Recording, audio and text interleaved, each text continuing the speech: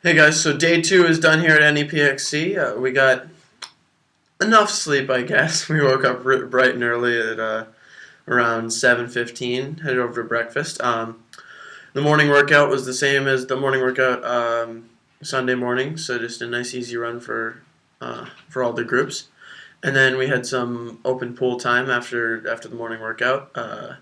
Some of the counselors did some one-on-ones after the workout, and then we headed off to lunch. After lunch, there was some more one-on-one time, so counselors talked to their campers and just got to know them, got to know some of their goals for the year, things like that.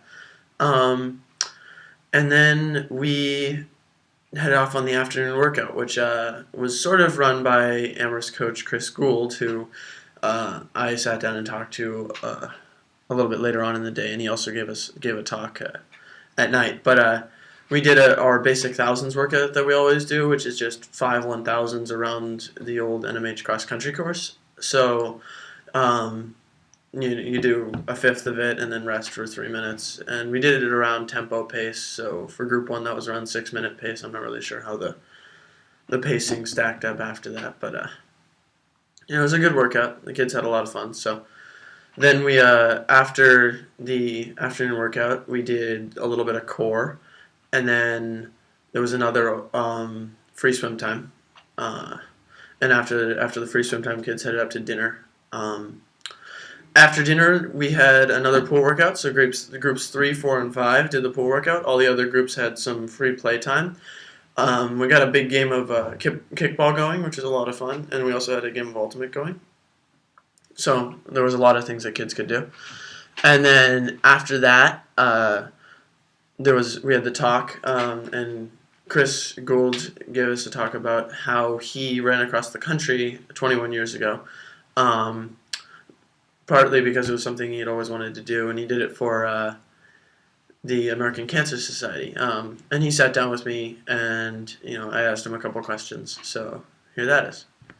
Chris Gould, he's the coach at Amherst High School, and he came and talked to us tonight at NEPXC, and he talked about his trip running across country 21 years ago. And so, what was sort of the defining moment of that trip? I'd say there might have been two. One was taking the first actual steps of it, because it was sort of a no turn back deal, and once the journey had really begun, I was decided that I was going to make sure that it kept going forward, one way or another. And I'd say the second one was when I got to Nevada after a couple hundred miles and I started having really bad knee troubles. I had to shift some priorities. I really wanted to run every step of the way. Yeah. And at that point I really needed to adjust and allow myself to walk in order to get better. Yeah. And to do what I had to do the rest of the way, which in the end enabled me to run most of it and walk some of it, but still allowed for the whole experience to take place and for it to really be and to have an effect on the way I lived my life and the thoughts I had afterwards. Yeah.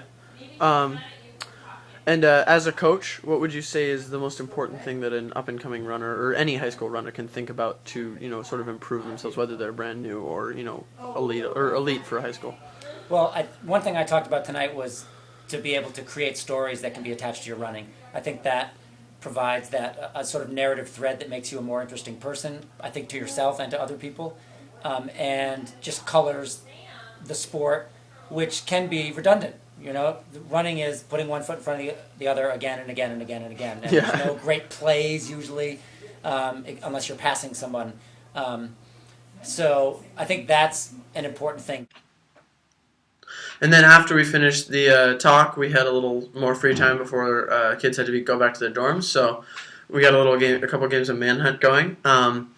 So that was fun for a lot of the kids. And then we headed to bed. So now we're started on day 3. I'll see you guys tomorrow morning.